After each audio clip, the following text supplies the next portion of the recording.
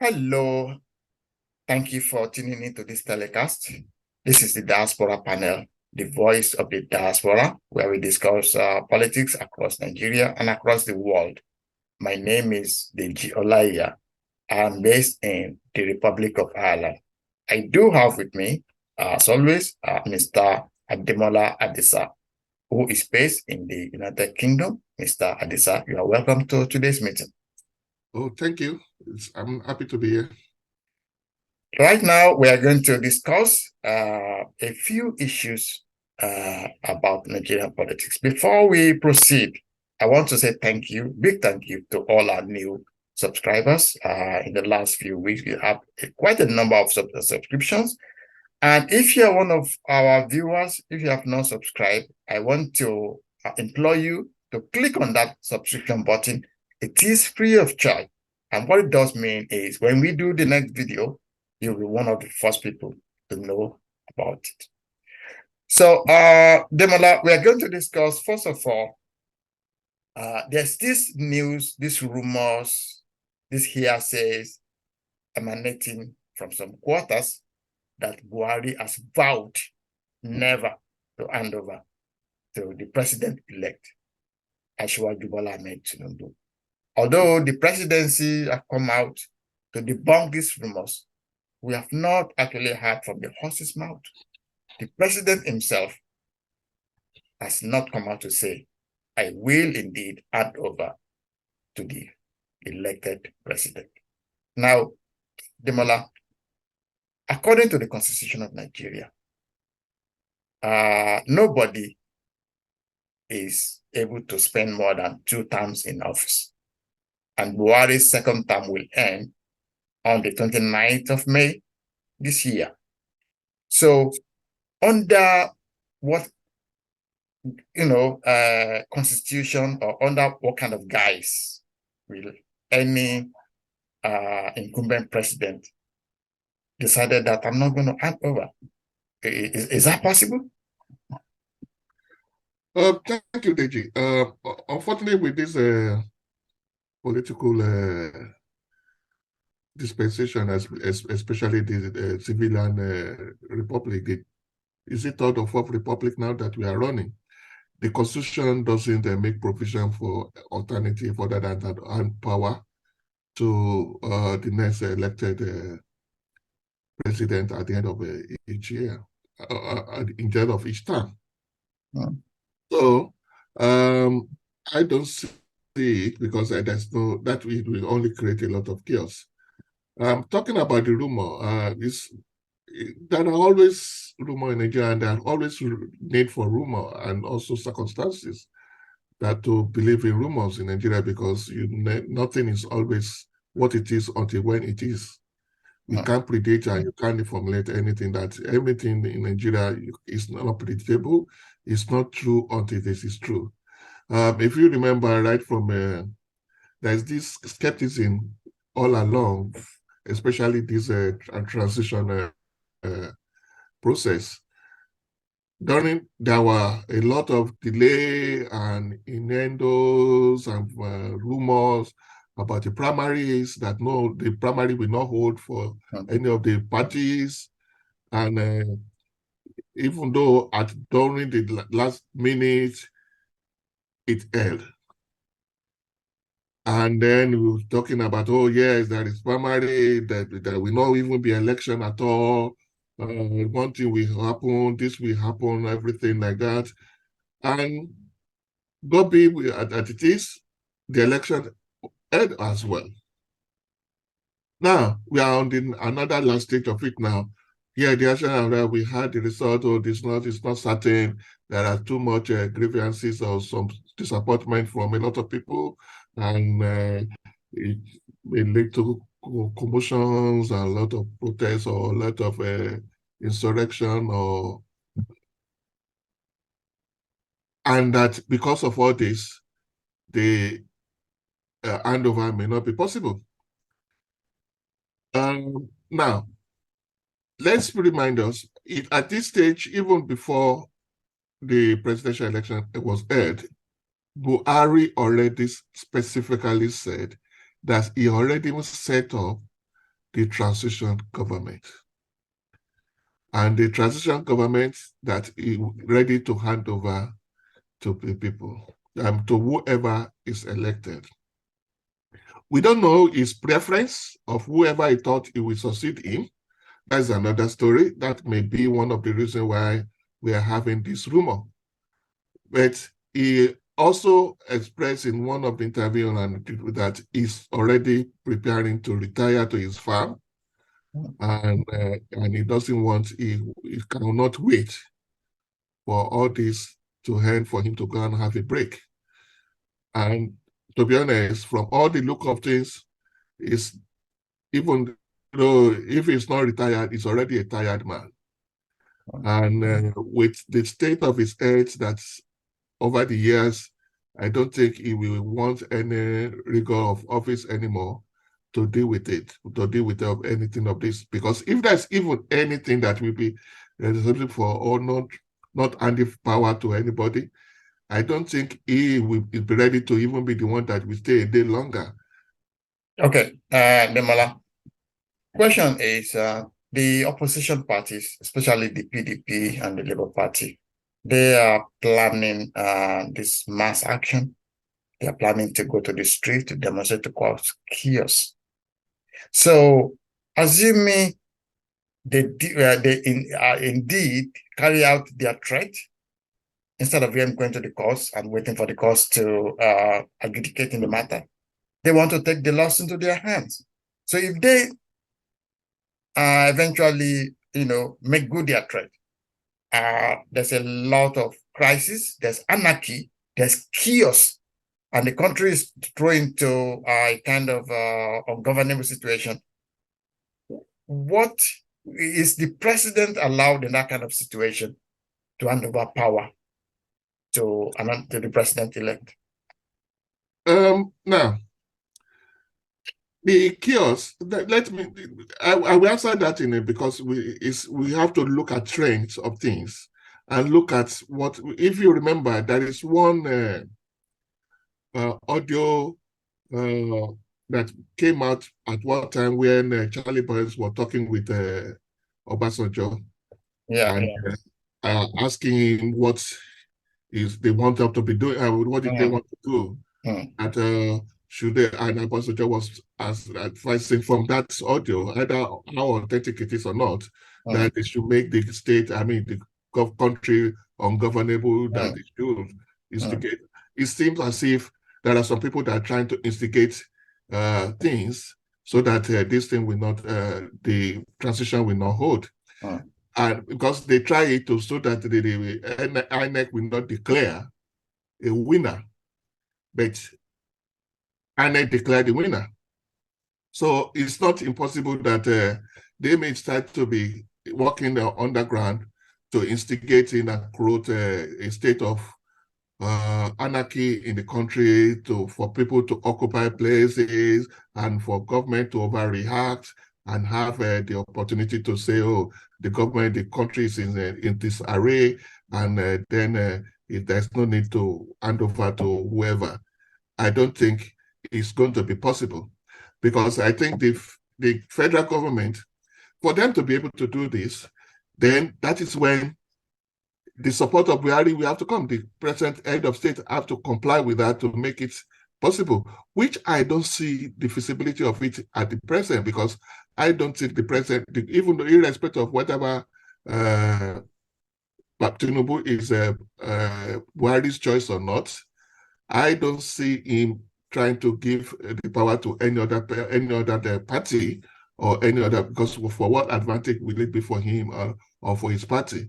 So I don't think that is possible. But the basic thing is, where it's not impossible is, it's possible that there are external forces that are seeing the wind of change that is coming to Nigeria, and they don't want it to happen. So, and this is where I'm seeing a double, because my suspicion with all these foreign embassies having a double say. Sometimes they witness something good, but they are also listening to the stuff of protest and hammering on that voice of protest. I'm suspecting it's possible that there be foreign interference in the country that doesn't want this thing to come to reality, because they knew that all their surrogates, all the people that they are using to siphon the natural resources of Nigeria are out of power. Right. So, Demola, you know that in Africa, we know that the foreign powers, especially the Western powers, led by United States, France, United Kingdom, and so forth, they don't want any African leader that can turn things around. Now, we saw what happened to Burkina Faso's Thomas Sankara. This guy was doing very well. Within that short period that he was in power, he did so many things. He immunized all the little children in the country. He was providing the correct infrastructure, and was struck down. He was struck down by France. We saw what happened in Congo, around the 1960s, where Patrice Lumumba, who was the bona fide leader, was struck down. We saw what happened to MKO Abiola when he was poisoned by he was given tea, by the Americans. We saw, how, so we've seen this over and over and over in Africa, whereby anytime a leader who has some common sense, a leader who has proven himself is trying to get into power, they will try to strike him down. And in the case of Bola Ahmed Tinubu, for the first time, we are seeing a leader again who, in every ramification, has proven himself to be a developer, And are you afraid that this Western power will rather have somebody else apart from Bola Tinubu in power? I believe so, because when Africa have very good leaders, it's to the displeasure of the Western powers. Because when we have good leadership, they are done for. Because most of the resources, which especially the Great Britain and France, all their colonial masters, they don't have any means, any resources of their own other than our resources. They're exploiting it to their advantage, especially the Francophone countries. You cannot imagine that since their colonial rule and even post-colonial rule, they have no direct access to their resources. France still control them. They control their resources, control their finances, it control their political setup. And all these things are still what we are having indirectly in Nigeria as well. So we have foreign interests that are happy to put corrupt leaders in power so that they can use those people to siphon our resources. And that is what we have been facing all along. But there are wind of changes in the world.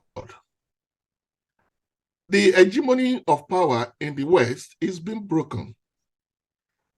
And this power breaking events started right after the toppling of Saddam Hussein.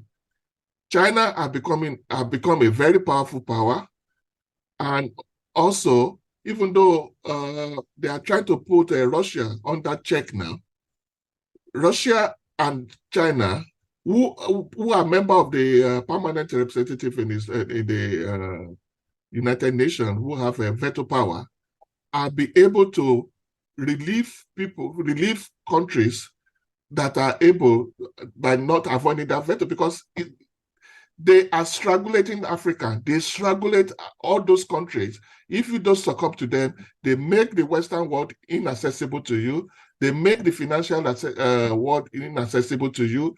They make sure that your product is not even make available. So they make you redundant totally. So this hegemony is being broken now. And especially if you notice what is happening in the Francophone country with Russia, liberating Mali and Niger, they are getting out of France influence and taking away all these alliance that they're having on military, on economic, they're trying to break away from them through Russia's influence. Okay. And okay, let me just pause you there before we go international. So, the question I want to ask is very touchy, but considering right now, our president-elect, Ashwaju Bola Ahmed Tinubu, has now gone to France to relax. I understand he might be going over to the UK as well. Do you fear for him? Because he's going to the enemy, what I call the enemy territory.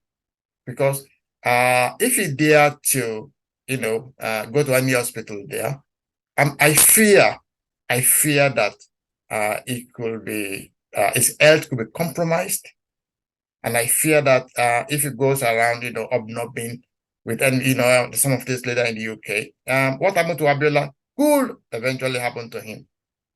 Do you have that kind of fear? No, I'm always fearful of the Western influence in our politics and our political leaders. So but there's nothing, one thing you cannot do without them. There's something that you cannot do without. We still have to alleviate their fear that our emergence is for their general good as well, because the state of Nigeria or Africa now is not good for the world. So if they can support us, they will also benefit with mutual understanding, with mutual respect, and for us to have our independence of managing our resources as much as possible. There is no way we can do without them, to be honest, as of now. But we still have to let them know that we need to get up out of this chain of poverty they tied us to.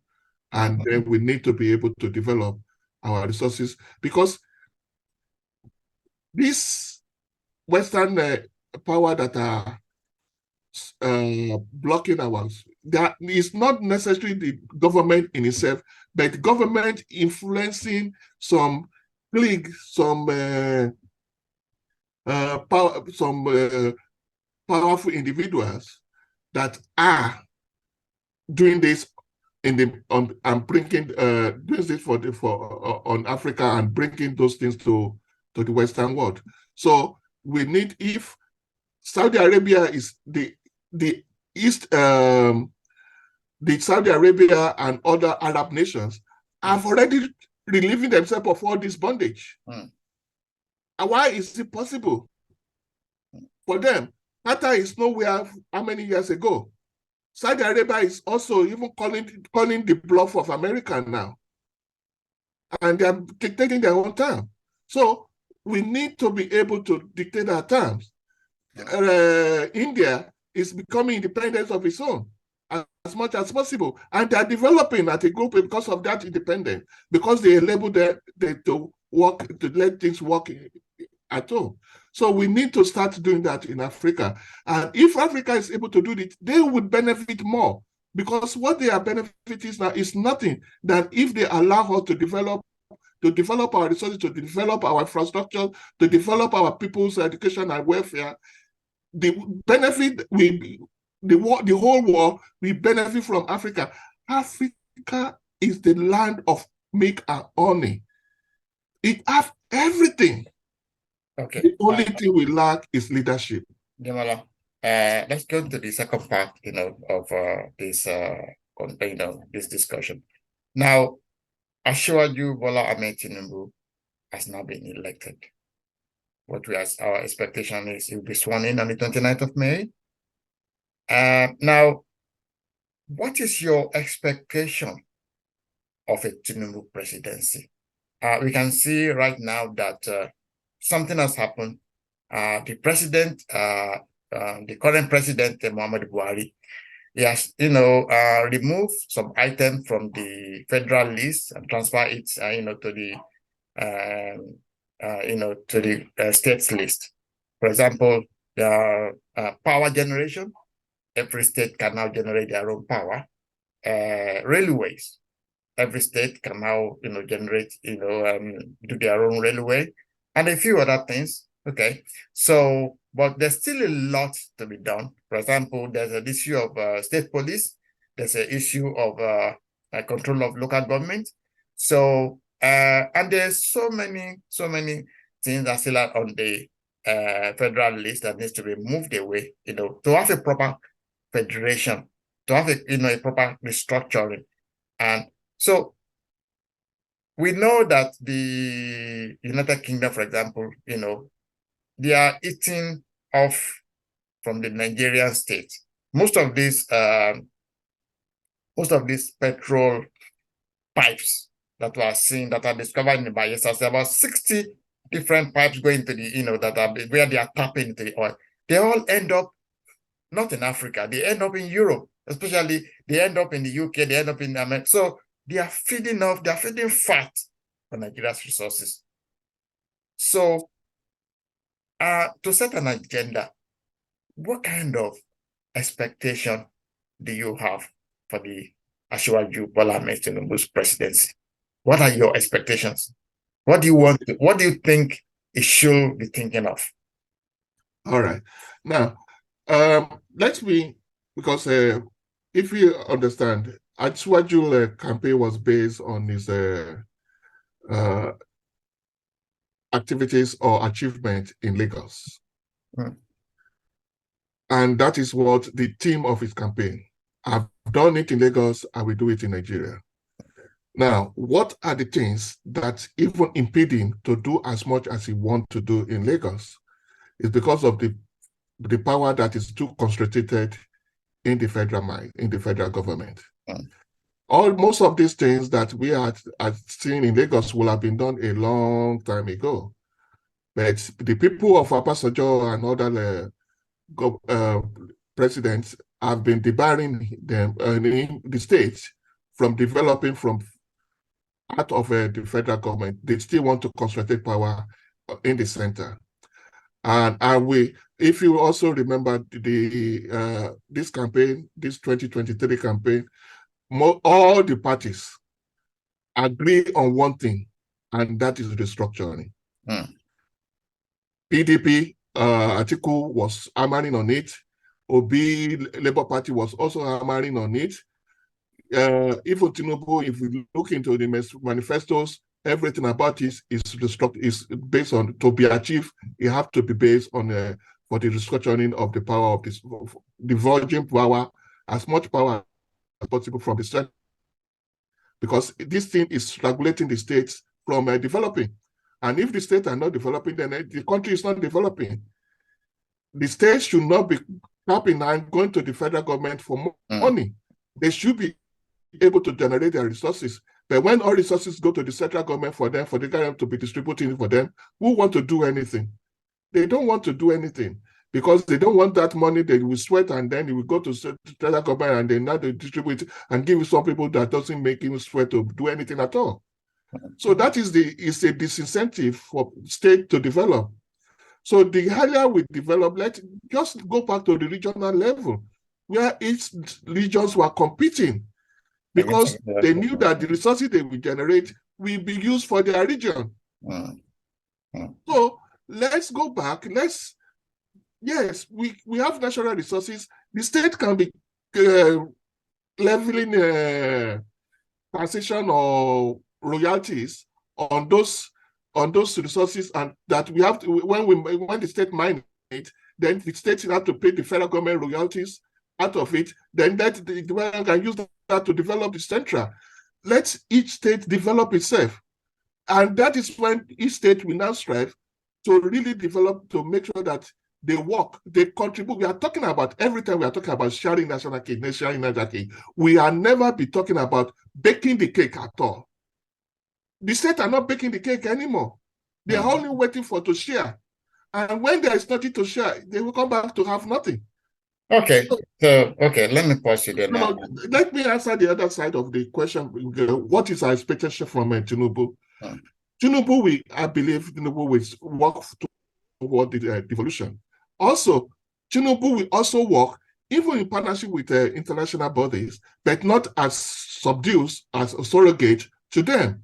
He has been working with investors and multinational corporations or bodies in Lagos to build Lagos without selling the interests of Lagos to them. So I won't be surprised that we will have this when Tinubu, I might believe that Tinubu will work in this way to make sure that our resources, we work in partnership with international organizations and all other nations of the world that have our best interests at heart, but we are not going to subdue ourselves to this type of problem anymore, where they just come and we don't even know what we are even generating in our own resources, because I don't even think that the federal government know how many barrels they are even of oil that is being taken out of the country every year. Yeah, okay. So yeah, I agree with you. There's a lot of rot now in the Nigerian economic system. We need proper restructuring. We need everybody to go back and develop their resources. We need to have a proper federal structure in which the federal government will actually depend on the regions or states or the subnationals, and whereby the subnationals will exploit their resources and make a contribution into the central government, not the other way around. So finally, for today, because this is going to be just a short broadcast, I want you to just give me an idea. If you want to see people in Asiwaju's government, just give me about 3 names of people you want to see in Asiwaju's government. Just 3 names. The type of people you want to see. Now, Deji, that's I need to be honest with you. I won't want to corner ourselves into that area now. It's time is not ripe. It's not that I don't have idea what to say, but I don't think the time is ripe for that now. Let's overcome the hurdles of the court and everything.